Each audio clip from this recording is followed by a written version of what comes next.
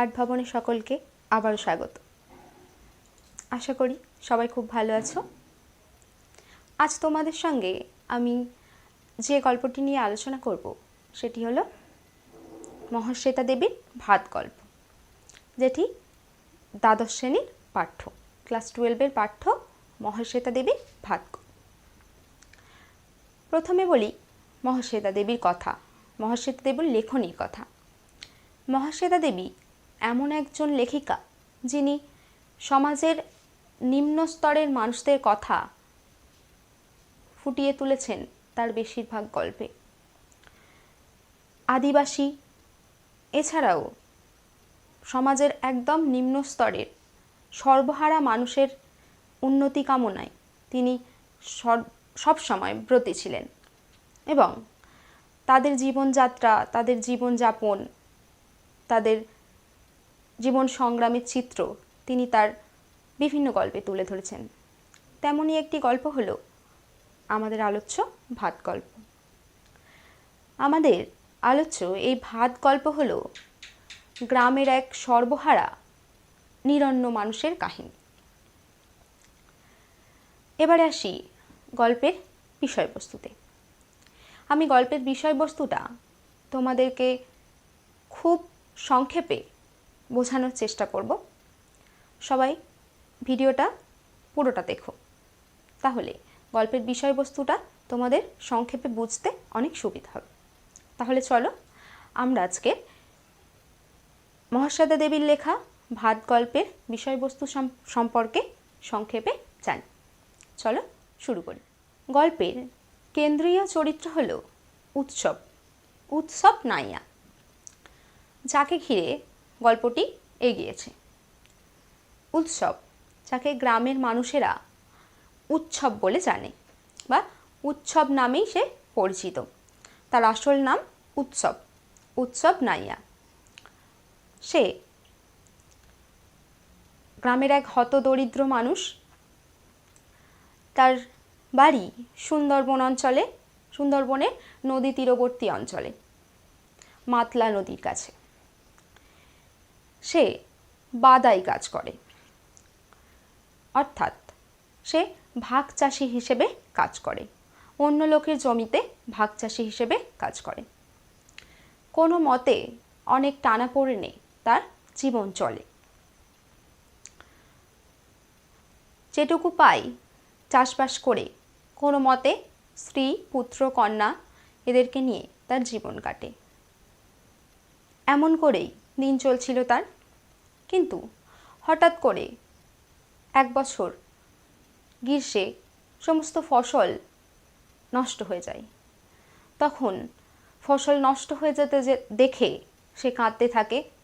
তখন থেকেই তার আধপেটা একবেলা খেয়ে দিন যাপন শুরু হয়। তবুও একবেলা আধপেটা খেয়ে তার দিন চলছিল। স্ত্রী, পুত্র, কন্যা সকলকে নিয়ে সে অভাব অনটনের মধ্যেই বেঁচেছিল। কিন্তু ভগবান যখন মারে তখন রক্ষা করতে কেউ পারে না, বলে না?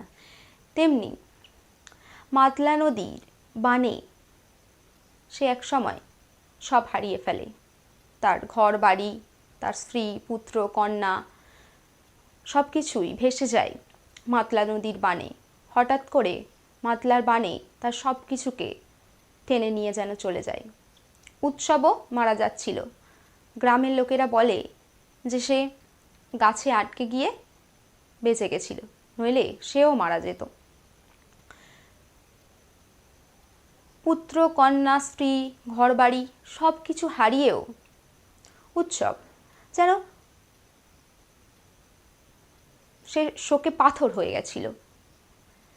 শোক তার মধ্যে থাকলেও সেই শোকটা চোখের জল হিসেবে ঝরে পড়েনি তার একমাত্র কারণ হলো তার পেটের খিদেই না খেতে পেয়ে সে যেন দিন দিন প্রেত হয়ে উঠছিল। গ্রামের মানুষেরা ভাবতে শুরু করেছিল যে উৎসব যেন দিন দিন পাগল হয়ে যাচ্ছে, খিদের তাড়নায় তাকে যেন প্রেত করে তুলছে। সে একটুও কাঁদেনি।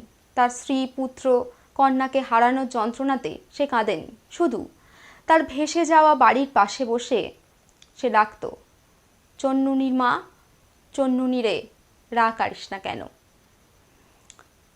খিদের যন্ত্রণা তাকে ডুকরে ডুকরে শেষ করে ফেলছিল। ত্রাণ তহবিল থেকে গ্রামে খিচুড়ি দেয়া হচ্ছিল, কিন্তু সেই খিচুড়িও তার খাওয়া হয়নি। কারণ যখন খিচুড়ি দেয়া হচ্ছিল তখন সে স্ত্রীপুত্র হারানোর যন্ত্রণায় বিহল বিভোর হয়েছিল। যখন সে আস্তে আস্তে স্বাভাবিক হতে শুরু করে তখন খিচুড়ি দেওয়া বন্ধ হয়ে যায়। এমন করে তার দিন কাটতে থাকে। খিদেই সে যেন পাগল হয়ে যেতে শুরু করে, তার মতিভ্রম নষ্ট হয়। তাই গ্রামের এক বোন, পাড়াতুতো বোন বাসিনীর সঙ্গে সে কলকাতায় যাওয়ার সিদ্ধান্ত নেয়। বাসিনীর সঙ্গে সে কলকাতায় যাবে ঠিক করে। সে ভাবে কলকাতায় গেলে বড় বাবুদের, অর্থাৎ বাসিনী যে বাড়িতে কাজ করে সেই বড় লোকেদের বাড়িতে গেলে সে খেতে পাবে। এই আশায় সে বাসিনীর সঙ্গে চলে আসে শহরে। এসে দেখে বাসিনী যে বাড়িতে কাজ করে সে বাড়িতে মস্ত এলাহি ব্যাপার। আলাদা আলাদা মানুষের জন্য আলাদা আলাদা ধরনের চালে ভাত হয়। আর উৎসব এক বেলা এক পেট ভরে খেতে পায় না। খিদের যন্ত্রণায় সে ছটপট করতে থাকে। সে দেখে এখানে সব কিছু এলাহি, কিন্তু তার জন্য এক মুঠো ভাত নেই। সে কাজ করার জন্য বাসিনীর সঙ্গে সে বড় বাড়িতে আসে। এসে দেখে যে বাড়িতে হোমযজ্ঞের আয়োজন চলছে। কেন? কারণ বাড়ির যিনি কর্তা তিনি মৃত্যু পথযাত্রী, তাই তার মৃত্যুকে রোধ করার জন্য হোমযজ্ঞ চলছে। তার লিভারে ক্যান্সার, তিনি মারা যেতে বসেছেন। তার মৃত্যুকে রোধ করার জন্য বাড়ির লোকেরা হোমযজ্ঞ করছেন। আর তাই বিভিন্ন মানুষের জন্য বিভিন্ন চালের ভাত হয়েছে, রকমারি তরকারি। ভাতের গন্ধে উৎসবের মন যেন উত্তাল হয়ে ওঠে যে কখন সে ভাত খাবে। তার দেহে শক্তি নেই, কিন্তু তবুও ভাত খাবার আশায় সে প্রায় 2.5 মণ কাঠ কেটে ফেলে। ভাত খাবার জন্য সে যেন উদ্গ্রীব হয়ে পড়ে। সে বাড়ির বড় পিসি, বাড়ির কর্ত্রীকে বারবার বলে, মা বড্ড খিদে পেয়েছে, কিন্তু ভাত মেলেনি তার। বলে আগে সব হয়ে গেলে তারপরেই সে ভাত পাবে। উৎসব ভাবতে থাকে যে হোমযজ্ঞ হয়ে গেলে তার ভাগ্যে হয়তো ভাত জুটবে, কিন্তু না। হোমযজ্ঞ শেষ না হতে হতে বাড়ির কর্তা, বুড়ো কর্তা মারা যায়। আর বাড়ির বড় পিসি অর্থাৎ পিসিমা আদেশ দেয় যে অসুচ বাড়ির ভাত কাউকে খেতে দেওয়া যাবে না। তাই সব ভাত বাসিনীকে ফেলে দেবার আদেশ আছে। এখানে এসে, এই কলকাতায় বড় বাড়িতে এসে উৎসব বারবার বাসিনীকে প্রশ্ন করে, এদের এত এলাহি, এত খাবার দাবার, এত কিছু কোথায় থেকে আসে? তখন সে বলে, বাসিনী বলে যে এদের গ্রামে অনেক বাদা আছে, সেখানে অনেক চাল হয়, অনেক ধান হয়, তাই এদের এত এলাহি। তখন উৎসব মনে মনে মুশকুল হয়ে ভাবে যে সেও তো বাদায় কাজ করে, সেও তো মাঠে কাজ করে, কিন্তু তার সেই বাদাতে তো ধান হয় না, চাল হয় না, সেখানে তো শুধু শুশনি শাক, কচু শাক এসব হয়। আগে সে ভাত খাবে, তারপরে সে সেই আসল বাদাটার খোঁজ করবে, যে বাদায় এই বড় বাড়ির মতো এত এলাহি কারবারের জন্য, এলাহি খাবার দাবারের জন্য চাল আসে। তারপর সেই আসল বাদাটার খোঁজ সে গ্রামের সব মানুষকে দিয়ে দেবে। বাসিনী যখন খাবারের ডেচকি নিয়ে বাইরে ফেলতে যায়, তখন উৎসব আগে ভাগেই এসে বলে যে আমাকে ভারী ডেচকিটা দাও, আমি ফেলে দিয়ে আসি। আর বাসিনীর কাছ থেকে সেই ভারী ভাতের ডেচকিটা নিয়ে সে এক দৌড়ে চলে যায় স্টেশনের দিকে। সেখানে খাবলে খাবলে সে ডেচকি থেকে ভাত খায়। ভাতের মধ্যে হাত দিয়ে সে যেন স্বর্গ সুখ খুঁজে পায়। সে যেন তার জীবনের সমস্ত সুখ সেই ভাত খাবার পরে পায়। এখানে লেখিকা বলেছেন যে চন্নুনীর মাও অর্থাৎ তার স্ত্রীও তাকে সেই সুখ দিতে পারেনি যে সুখ সে ভাত খাবার পরে পেয়েছিল।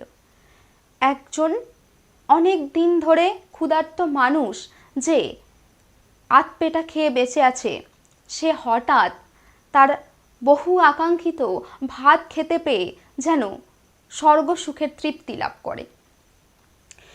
আর ভাতের ডেচকির মধ্যে মাথা রেখে সে ঘুমিয়ে পড়ে। সে ভাবে সে এখান থেকে একেবারে চলে যাবে ক্যানিংয়ে, আর তারপর সে আসল বাদার খোঁজ করবে। কিন্তু ভগবান বাদ সাধল তার। পরদিন সকালেই ডেচকি চুরির অপরাধে সবাই তাকে মারতে মারতে থানায় নিয়ে গেল। সেই আসল বাদার তার আর খোঁজ করা হলো না। সেই আসল বাদাটা যেন সেই বড় বাড়িতেই আবদ্ধ রইল। এই হলো গল্পের সংক্ষিপ্ত বিষয়বস্তু। আসলে গল্পটা পড়ে আমরা বুঝতে পারি যে ভাত সব মানুষের কাছেই কতটা গুরুত্বপূর্ণ। লেখিকা এই গল্পের মধ্যে গ্রাম থেকে শহরে উদ্বাস্তু হয়ে যাওয়া এক সর্বহারা মানুষের চিত্র তুলে ধরেছেন উৎসব নাইয়া চরিত্রের মাধ্যমে, যে বহুদিন খায়নি, বহুদিন ধরে ভাতের স্পর্শ পায়নি, তাই ভাত খেতে পেয়ে সে যেন তৃপ্তি লাভ করছেন। লেখিকা দেখাচ্ছেন বারবার যে ভাত মানুষের কাছে কতটা দামি। যে ভাত সমাজের উচ্চবিত্ত মানুষের কাছে এলাহি, সেই ভাতই সমাজের সর্বহারা নিরন্ন মানুষের কাছে স্বর্গ সুখ এনে দিচ্ছে, যেন সব কিছুকে ফিরিয়ে দিচ্ছে। সেই ভাত খেয়েই প্রেত উৎসব যেন ধীরে ধীরে মানুষ হতে শুরু করেছেন। ভাতই তাকে মানুষ হতে সাহায্য করছে। ভাত খাবার তাড়নায় শরীরে শক্তি না থাকা সত্ত্বেও উৎসব কাঠ কেটে ফেলছে। বহু আকাঙ্ক্ষিত তার কাছে ভাত। লেখিকা বারবার উৎসবের ভাত খাবার তাড়নার মাধ্যমে আমাদের কাছে তুলে ধরতে চাইছেন যে সমাজের নিরন্ন মানুষের কাছে, সমাজের সর্বহারা মানুষের কাছে অন্ন লক্ষ্মী। অন্নকে তারা কিছুতেই নষ্ট করতে চায় না। অন্ন বা ভাত তাদের কাছে বহু আকাঙ্ক্ষিত, যা তারা অনেক দিন খায়নি। লেখিকা একদম শেষে বলছেন যে আসল বাদাটার খোঁজ করা উৎসবের আর হলো না। আসল বাদাটা যেন সেই বড় বাড়িতেই আবদ্ধ রইল। আসলে এই লাইনটার দ্বারা লেখিকা আমাদেরকে বোঝাতে চাইছেন যে সমাজের সব কিছু সুখ, সব আনন্দ, সব পূর্ণতা সব যেন সমাজের উচ্চবিত্ত মানুষের মধ্যেই আবদ্ধ থাকে। সমাজের উঁচু শ্রেণীর মানুষ যারা অভিজাত, তাদের কাছেই সব কিছু আবদ্ধ থাকে। সেই সুখ, সেই ঐশ্বর্য, সেই সমৃদ্ধি সমাজের নিম্নতলার মানুষের কাছে এসে পৌঁছায় না। নিম্নতলার মানুষরা হাজার চেষ্টা করলেও ভালো থাকা তো দূরের কথা, দুবেলা যেন খেয়ে পড়ে বেঁচে থাকতে পারে না। এটাই লেখিকা আমাদের আলোচ্য ভাত গল্পের মাধ্যমে তুলে ধরতে চেয়েছেন পাঠকদের কাছে। আশা করি আমি তোমাদের এই গল্পের বিষয়বস্তু সংক্ষেপে বোঝাতে পেরেছি। এবার বলি যে গল্পের কিছু গুরুত্বপূর্ণ লাইন আছে, যেই লাইনগুলো দিয়ে প্রায়শই প্রশ্ন হয়। যেমন দেখো, পেটে ভাত নেই বলে উৎসবও প্রেত হয়ে আছে, ভাত খেলে সে মানুষ হবে। লেখিকা এই লাইনের দ্বারা আমাদেরকে কি বোঝাতে চাইছেন? পেটে ভাত নেই বলে উৎসবও প্রেত হয়ে আছে, ভাত খেলে সে মানুষ হবে। যে খিদের তাড়না উৎসবকে যেন পাগল করে তুলেছে, সে তার জ্ঞান বুদ্ধি হারিয়ে ফেলেছে। পুত্র কন্যা স্ত্রী হারানোর যন্ত্রণাতেও সে কাঁদছে না, সে গুমোট হয়ে আছে, ভুল বকছে। বারবার তার ভাঙা বাড়ির পাশে বসে তার স্ত্রী পুত্রের নাম ধরে ডাকছে। তার এই আচরণে গ্রামবাসী পাড়া প্রতিবেশীদের মনে হচ্ছে যে উৎসব যেন খেতে না পেয়ে প্রেত হয়ে গেছে, ভাত খেলে সে আবার মানুষ হবে। অর্থাৎ লেখিকা বোঝাতে চাইছেন ভাত খেতে পেলে উৎসব যেন তার জ্ঞান বুদ্ধি ফিরে পাবে। আর আরেকটা ইম্পর্টেন্ট লাইন হলো, আড়াই মন কাঠ কাটলো সে ভাতের হুতাশে। আড়াই মন কাঠ কাটলো সে ভাতের হুতাশে। ভাত খেতে পেয়ে নয়, শুধু ভাত খাবার আশায় উৎসব সে আড়াই মন কাঠ কেটে ফেলল। কারণ সে অনেক দিন থেকে ক্ষুধার্ত রয়েছে, বহু দিন থেকে সে ভাত খায়নি। ভাত খেতে পেলে সে যেন নিজের মধ্যে স্থিরতা খুঁজে পাবে, সব কিছু সুখ যেন সে পাবে। তাই ভাত খাবার তাড়নায়, নিজের ক্ষুধাকে তৃপ্ত করার তাড়নায়, ভাতের গন্ধে বা ভাতের হুতাশে সে আড়াই মন কাঠ কেটে ফেলল। যে আড়াই মন কাঠ কাটার শক্তি তার শরীরে ছিল না, কারণ সে অনেক দিন থেকে খায়নি। শরীরে শক্তি না থাকা সত্ত্বেও শুধুমাত্র খেতে পাবার আশায় সে আড়াই মন কাঠ কেটে ফেলল। আরেকটা ইম্পর্টেন্ট লাইন হয়, ভাতে হাত ঝুঁকিয়ে দিতে সে স্বর্গ সুখ পায় ভাতের স্পর্শে। ভাতে হাত ঝুঁকিয়ে দিতে সে স্বর্গ সুখ পায় ভাতের স্পর্শে। একজন মানুষের কাছে স্বর্গ সুখ যেমন বহু কাঙ্ক্ষিত, উৎসবের কাছে ভাতও তেমন বহু আকাঙ্ক্ষিত। বহুদিন ধরে সে ভাত খেতে পায়নি, তাই যখন সে বড় বাড়ির ফেলে দেওয়া ভাতের ডেচকি চুরি করে এনে সেখান থেকে খাপলে খাপলে ভাত খায়, ভাতের মধ্যে হাত ঢুকিয়ে দিয়ে তার সেই বহু আকাঙ্ক্ষিত সুখ যেন সে নিজের মধ্যে পায়, নিজেকে তৃপ্ত করে। তাই লেখিকা বলেছেন যে ভাতের মধ্যে হাত ঢুকিয়ে সে স্বর্গ সুখ খুঁজে পায়। আর একটা ইম্পর্টেন্ট লাইন হলো, আসল বাদাটার খোঁজ করা হয় না আর উৎসবে। আসল বাদা বলতে এখানে লেখিকা বলেছেন যে বাদাই এই বড় বাড়ির লোকেদের এত এলাহি, যে বাদার থেকে যে বাদাই এত ধান হয়, যে বাদার কারণে এই বড় বাড়িতে এত এলাহি ব্যাপার, সেই আসল বাদাটার উৎসবের আর খোঁজ করা হয় না। কারণ ডেচকি চুরির অপরাধে তাকে থানায় ধরে নিয়ে যাওয়া হয়। আসলে এই লাইনটা লেখিকা এজন্যই রেখেছেন যে সুখের খোঁজ, ভালোভাবে বেঁচে থাকার অধিকার শুধুমাত্র সমাজের উচ্চ শ্রেণীর মানুষদের জন্য রয়েছে, সেটা সমাজের নিম্ন শ্রেণীর মানুষদের জন্য নয়। তাই লেখিকা গল্পের শেষে এই লাইনটা তুলে ধরেছেন। আশা করি তোমাদেরকে আমি ভাত গল্পের বিষয়বস্তু সংক্ষেপে বোঝাতে পেরেছি এবং গল্পের কিছু গুরুত্বপূর্ণ লাইন নিয়ে তোমাদের সঙ্গে আলোচনা করেছি। যদি আমার এই ভিডিওটা তোমাদের ভালো লাগে তাহলে আমার চ্যানেলটিকে অবশ্যই সাবস্ক্রাইব করো আর ভিডিওটা বন্ধুদের মধ্যে শেয়ার করো। আর কোন কোন ধরনের ভিডিও তোমরা দেখতে চাও অবশ্যই আমাকে কমেন্ট করে জানিও। সবাই খুব ভালো থেকো। নমস্কার।